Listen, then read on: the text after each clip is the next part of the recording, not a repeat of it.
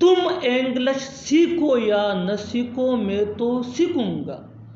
तुम खाना खाओ या न खाओ मैं तो खाऊंगा। तुम जाओ या न जाओ मैं तो जाऊंगा। तुम खेलो या न खेलो मैं तो खेलूंगा। इन जुमलों को गौर से देखो। ऐसे जुमले हम अपने डे टू डे लाइफ यानी रोज़मर्रा ज़िंदगी में ज़रूर बोलते या सुनते हैं। ऐसे जुमले हमें रोज़ बोलने या सुनने को मिलते हैं अपने डे टू डे लाइफ में। इन जुमलों के लिए इंग्लिश का ये स्ट्रक्चर यूज होता है। Let me explain. Whether plus you plus v one यानी first form of verb plus और नोट प्लस आई विल। यही वो फार्मूला है जिसकी मदद से आप भी ऐसे जुमले अंग्रेजी जुबान में सीख सकते हैं। आगे डिटेल से समझाता हूँ मिसालों से। Here are some example for better understanding. तुम इंग्लिश सीखो या न सीखो मैं तो सीखूंगा।